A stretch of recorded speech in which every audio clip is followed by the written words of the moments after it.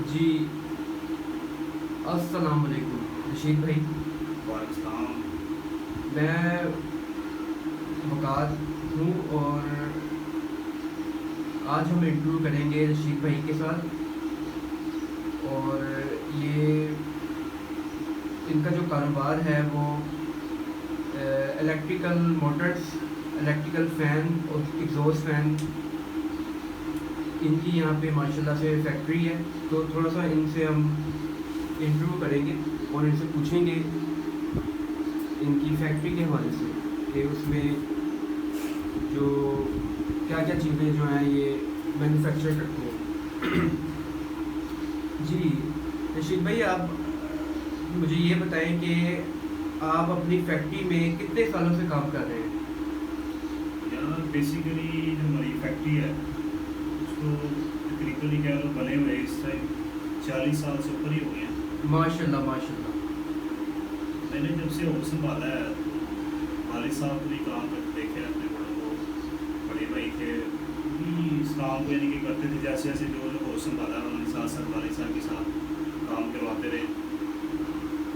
मैंने भी जब से होश संभाला है कोई 15 साल 17 साल की 12 साल की उम्र, उसके बाद फिर मैंने देखा है कि काम किस तरह होता है, क्या हो रहा होता है।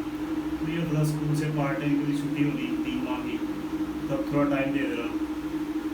इस तरह करते करते तकरीबन मुझे काम देखते देखते कोई मुझे 10-15 साल हो गए। ये सिलसिला इनकी तरफ से चल रहा है अच्छा काम। अच्छा। अच्छा, आप हमें ये बताएं कि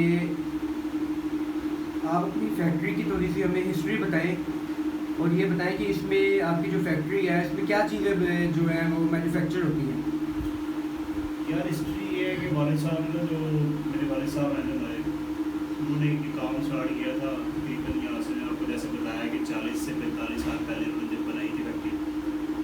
तो तब उन्होंने नया नया काम जो स्टार्ट किया था एक छोटी सी मशीन से स्टार्ट किया था, रिपेयरिंग के काम से। तो रिपेयरिंग कैसे, मतलब ये जो इलाका था ना पहले, ये आबाद नहीं था भाई, तो इलाका तो नया नया बना है, आहिस्ता आहिस्ता इनके आबाद होना शुरू हुआ है। तो नए नए यहाँ पे बैठे थे लोग, ये रिपेयरिंग का काम किया करते थे। तो रिपेयरिंग का काम जो है बढ़ता गया। तो मेरे वाले साहब ने फिर इस तरह करते करते जो है ना वो एक मशीन खरीदी, एक मशीन से काम स्टार्ट किया। तो करते करते माशाल्लाह फिर एक दूसरी मशीन, तीसरी, करते करते एक फैक्ट्री पूरी बन गई। इस तरह फिर वो काम माशाल्लाह बढ़ता गया। उसके अंदर काफ़ी चीज़ें बनती थी, जैसे कि ये वॉशिंग मशीन की मोटर होगी, इलेक्ट्रिक मोटर होगी, एग्जॉस्ट फैन हो गए, इस तरह काफ़ी किस्म की मोटर्स वगैरह बनती थी वहाँ पे। यानी कि आप हम यूँ कह सकते हैं कि कामयाब होने का कोई शॉर्टकट नहीं है। शॉर्टकट तो कोई नहीं है, देखेंगे इसके हलाल के, अगर आप जो पर्पस के लिए काम करते हैं तो उसके लिए कोई शॉर्टकट नहीं है। उसके लिए आपको जो है ना वो ज़ीरो से ही स्टार्ट करना पड़ता है, और वही कामयाब होता है इंसान, उसी में मजबूती होती है। सही।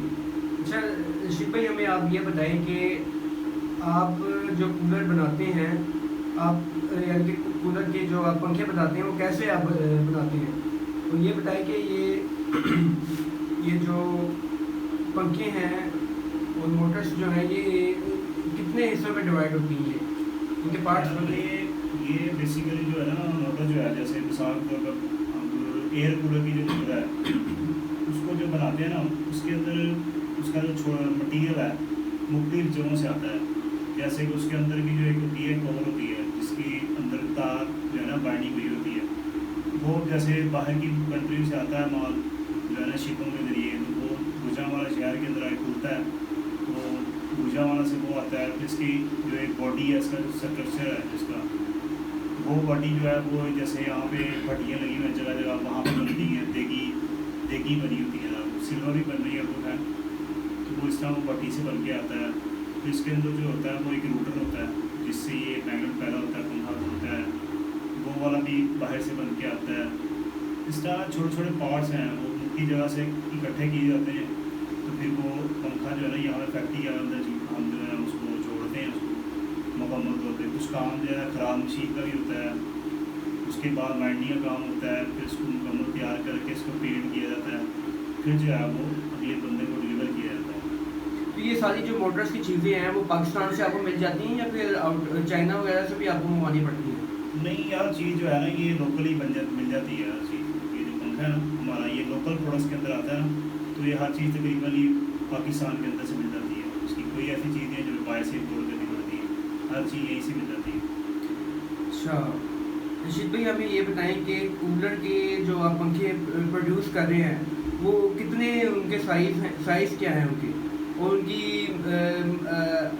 प्राइस क्या है उनकी? कूलर के पंखे यार इसके अंदर साइज़ तो काफ़ी आते हैं, लेकिन ये ज़्यादातर जो है साइज़ जो चलते हैं इसके अंदर 18 इंच का, 20 इंच का, 24 इंच का, 26 इंच का, ये रनिंग में ज़्यादातर साइज़ आते हैं, ज़्यादातर ये साइज़ चलते हैं कूलर के ना। इससे फिर नीचे अगर चले जाएँ आप, जैसे कि 16, 14, 12, वो लोग ज़्यादातर जो है ना वो एग्जॉस्ट के अंदर इस्तेमाल करते हैं, एग्जॉस्ट फैन में चले जाते हैं। एयर कूलर के साइज़ के अंदर ये सबसे ज़्यादा चलते हैं, जो टॉप पे ज़्यादा चल रहे हैं, 18, 20, 24, 26। अच्छा अच्छा। तो रशीद भाई, अगर आपको कोई कंपनी एग्जॉस्ट फैन का या फिर ये जो कूलर के जो पंखे हैं उनका अगर आपको ऑर्डर दे आपको कोई बंदा, तो आप ये प्रोजेक्ट जो है कितने दिनों में जो है वो मुकम्मल कर देंगे? अगर मिसाल के तौर पर कोई आपको 500 पीस बनाने को कहता है। यार वो तो देखो ना, डिपेंड करता है, मिसाल के तौर 500 पीस कह रहा है कोई, हर इंसान की अपनी अपनी सिचुएशन में वैरी करता है। अगर 500 पीस कहता है तो 500 पीस तो हमसे एक हफ्ते के अंदर तैयार करके दे देंगे। अच्छा माशाल्लाह माशाल्लाह। अच्छा ये मुझे आप बताएं कि आपके पंखे और मार्केट में मिलने वाले पंखों में क्या फ़र्क है? फ़र्क ये होता है यार, देखो अब ये तो आपने जो सवाल पूछा है, फ़र्क में ये होता है कि हर इंसान जो है ना अपनी प्रोडक्ट को जितना अच्छा बनाता है। फ़र्क ये है, मिसाल के तौर पर मटीरियल में आया था, उसने मटीरियल क्या लगाया हुआ है, हमने मटीरियल क्या यूज़ किया हुआ है, उसके अंदर जो वायर इस्तेमाल होती है, ठीक है, उसी कंपनी ने वायर हल्की इस्तेमाल की हुई है, हमने अच्छी की हुई है। उसका जो बॉडी है, जो उसकी मजबूती है, उन्होंने थोड़ी सी हल्की बनाई है, हमने थोड़ी सी पायदार मजबूतियाँ बनाई हुई है। तो ये चीज़ें सारी होती हैं, छोटी छोटी चीज़ें हैं, उसके जो है ना वजह से जो है ना पंखा जो है पायदार और मजबूत होता है। मेरे वालिद साहब जो है उन्होंने माशाल्लाह जो है चीज़ शुरू से एक पायदार मजबूत बनाई, क्योंकि लाहौर शहर के अंदर सबसे पुराने और सबसे पहले मेरे वालिद साहब ही थे जिन्होंने ये कारोबार शुरू किया था, जो है ना एयर कूलर के पंखे बनाने का। जैसे कि आपने नाम सुना होगा डायमंड रूम कूलर्स। ये डायमंड का जो नाम है ना, ये डायमंड का जो पंखा है ये बेसिकली ये हमारा ही है। अच्छा, ये इनकी जो मुख्तलिफ लाहौर में ब्रांचें खुली हुई हैं डायमंड वालों, उनकी बात कर रहे हैं आप? हाँ जी, वो जो डायमंड वाले हैं ना, वो बेसिकली वो भाई हैं 3-4, वो हमसे ही माल लेते हैं। तो वो हमारे पंखे का नाम डायमंड चलाया हुआ है। यानी कि सपोज़ आप आते हो, आप कहते हो मुझे अपने पंखे बनाने हैं और मुझे उसके ऊपर नाम लिखवाना है, सपोज़ कोई भी नाम लिखवा सकते हैं, और तो वो इस तरह करके अपना नाम छुपवाया उन्होंने। तो आप भी नाम छुपवा सकते हो, उनसे बनवा सकते हो। अच्छा अच्छा रशीद भाई, आप ये बताएं कि जिस बंदे ने रूम कूलर ख़रीदना है या फिर एग्जॉस्ट फैन ख़रीदना है, तो आप उसे क्या मशवरा देंगे? मशवरा किस लिहाज से? यानी कि वो पंखा जो है अच्छी क्वालिटी का मार्केट से खरीद सके। आपको यानी कि आप ये कूलर के पंखे भी बना रहे हैं, एग्जॉस्ट फैन भी बना रहे हैं, तो अगर कोई ख़रीदने जाता है अपना कोई बंदा अगर अपना घर बना रहा है, उसको एग्जॉस्ट फैन घरों में लगाने हैं अपने, तो किन चीज़ों का उसको जो है ख्याल रखना चाहिए कि मार्केट से अच्छी चीज़ मिले? बेसिकली ये होता जो आप कह रहे हो ना कि एग्जॉस्ट फैन या एयर कूलर, ये होता बेसिकली एग्जॉस्ट ही है, इसको हमने एयर कूलर के अंदर लगाया होता है। अच्छा अच्छा। तो ये कहलाता है एग्जॉस्ट फैन ही है, लेकिन ये जो है ना वो कूलर के अंदर लगा के हम इसको कूलर के लिए इस्तेमाल कर रहे हैं। तो बहरहाल लेकिन मसला ये है कि जो एग्जॉस्ट फैन है अब इतने बड़े साइज़ के लगते नहीं हैं कमरों में ना, वो तो चलते हैं 12-14 तक के। एयर कूलर के लिए अगर बंदा ख़रीदने जा रहा है तो मैं उसको यही मशवरा दूँगा कि कूलर जब ख़रीदे तो वो खाली कूलर की हवा ना देखे, तो उसको ना उसकी जो अंदर खसें लगी होती हैं साइडों में, जी जी। कूलर की खसें उतार के उसके अंदर बॉडी जो है ना उसकी बॉडी की गेज होती है, चादर की गेज, सही। वो देखे, ठीक है। उसके बाद जो पंखा है, पंखे को देखे, पंखे की मजबूती देखे, वो सारा मटीरियल जो है ना अंदर से जो लगा होता है उस मटीरियल को अच्छी तरह से ध्यान करके देखे। यानी कि सिल्वर के बजाय कॉपर होना चाहिए।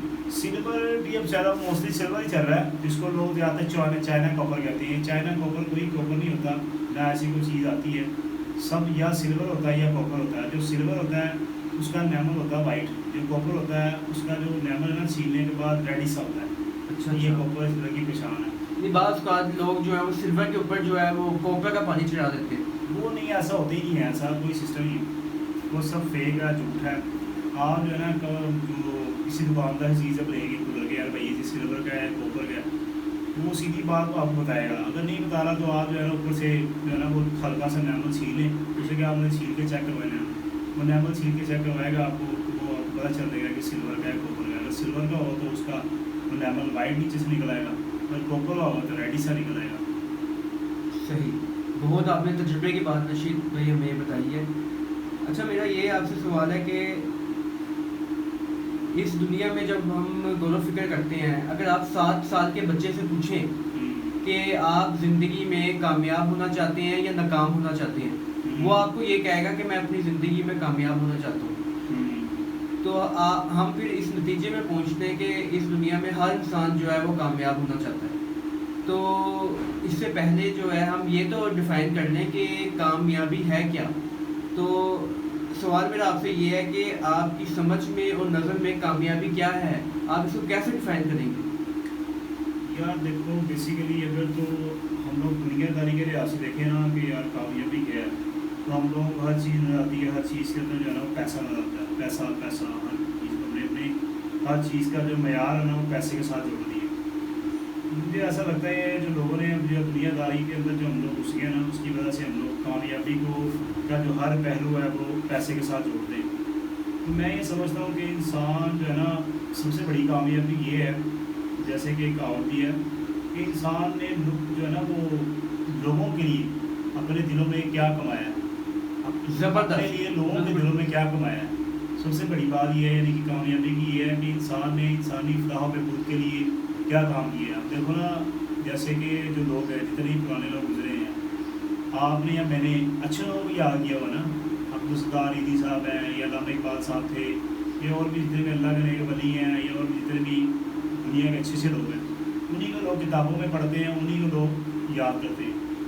तो बात यह है कि उन लोगों ने कामयाबी यही होती है ना असल की, जो लोगों के लिए काम किया, इंसानी मखलूक के लिए, इंसानी फलाह बहबूद के लिए काम किया। तो यही असल कामयाबी है कि लोगों के दिलों में आपने क्या इज्जत बनाई है, वो असल कामयाबी होती है। यानी कि जो इंसान 99% जो है दूसरों का फ़ायदा सोचता है और 1% अपना फ़ायदा सोचता है, आप क्या समझते हैं वो कामयाब है? बिल्कुल ही कामयाब है, क्यों नहीं कामयाब है। ज़ाहिर है वो इस जहान में भी कामयाब है, अगले जहान में कामयाब होगा। ज़ाहिर है उसने लोगों को फ़ायदा दिया होगा, तो ज़ाहिर है लोगों के दिलों में से उसके लिए दुआएं निकलेंगी, अच्छे अल्फाज निकलेंगे, तो ऑटोमेटिकली अल्लाह पाक को बंदा पसंद ही बहुत है। रशीद भाई, ज़बरदस्त आपने जवाब जो दिया, माशाल्लाह बड़ा ज़बरदस्त आपने जवाब दिया। अब ये मैं आपको वाज़िया कर दूं कि ये मैंने आपसे इस सवाल से पहले 7 सवाल पूछे थे जिसका ताल्लुक़ प्रोफेशनल के साथ था। ये जो मैं सवाल अब आपसे पूछा है, ये सवाल और 2 और सवाल, यानी कि 3 सवाल जो हैं वो नॉन प्रोफेशनल हैं। और ये सवाल मैं पूछने की मेरी वजह ये है कि इन सवालों के जवाब की जो ज़रूरत है वो हमारा जो माशरा है, अपने लिए मैंने पूछा है, अपने माशरे के लिए पूछा है कि उनको ये वो सवाल है जो कि मेजर सवाल है। ये हर बंदे को जो है इसका जवाब देना भी चाहिए और पता भी होना चाहिए। तो ये मैं, अगर आप इजाज़त मुझे देते हैं तो 3 सवाल मैं नॉन प्रोफेशनल आपसे कर रहा हूँ, ठीक है? एक मैंने कर लिया, 2 और आपसे भी करने लगा। अच्छा, आप मुझे ये बताएं कि जो लोग आपको सुन रहे हैं इस वक्त, तो आप उसे ऐसा क्या कहना चाहेंगे कि उन्हें इसका फ़ायदा हो, आपकी बात सुनने का फ़ायदा हो? फ़ायदा ये कि यार हम कहें कि हम तो खैर बड़े गुनाहगार बंदे हैं, बड़े खताकार हैं, हमारी कितनी क्या औकात है किसी को हम फ़ायदा दे सकें। फ़ायदा तो देने वाली अल्लाह की ज़ात है सबसे बड़ी। इंसान ये सोचता है ना कि मैंने उसको फ़ायदा दिया, मैंने उसकी ज़िंदगी में ये किया कि जी मैंने उसको इस पॉइंट पे आगे बड़ा जो है उसकी मदद की थी, ये किया था। तो ये इंसान की दिमाग की सब जो है ना वो गुबार ही है, उसके दिमाग के आगे गुरूर है। उसे लगता है कि मैंने हर काम उसका किया अगले बंदे का। तो ये उसकी छोटी सोच है। अल्लाह पाक ने उसको उस काम के लिए चुना होता है। जो अगर मिसाल के तौर पर किसी को काम आता है ना, किसी की हेल्प कर देता है, तो वो एक उसकी छोटी सोच होती है। पर मैं वो किसी को मशवरा दे सकता हूँ, किसी की यही कह सकता हूँ कि देखो कि कम से कम आप इतना जो है ना किसी को अगर फ़ायदा नहीं दे सकते तो नुकसान ना दो। दूसरी बात ये है कि लोगों के ऊपर जो है ना वो नेगेटिव कमेंट्स पास करना, यानी कि मिसाल के तौर पे हर टाइम किसी के टो में लगे रहना कि यार वो क्या पहन रहा है, क्या खा रहा है, कहाँ से जा रहा है, क्या कर रहा है। इन चीज़ों पे गौर करने की बजाय आप लोग अपने ऊपर पे गौर करें कि हम क्या है। जैसे हर तरीका बोला ना कि इंसान दूसरों के बारे में तो बड़ा सोचता है, अगर वो अपने बारे में जिस दिन सोचे तो उसे लगेगा कि अपने से उससे खुद से बुरा इंसान कोई नहीं है। जबरदस्त, जितने बिल्कुल इंसान ठीक, के बिल्कुल अंदर ठीक। अपने अंदर ऐप है ना, तो वो किसी दूसरे के अंदर ढूंढने की बजाय अपने से ढूंढे, अपने अंदर आईना देखे तो उसे एहसास होगा कि उसके अंदर कितने ऐप है। अगर उसके ऐपों पे अल्लाह पाक ने पर्दा डाला हुआ है तो उसे भी चाहिए कि दूसरों के ऐपों के ऊपर पर्दा डाले, दूसरों को जो है ना वो गलत जो है ना वो नज़र से मत देखे, तो दूसरों को अच्छी नज़र से देखे, पॉजिटिव सोचे, पॉजिटिव ही हर टाइम अगले बंदे को बात करे, किसी की दिलदारी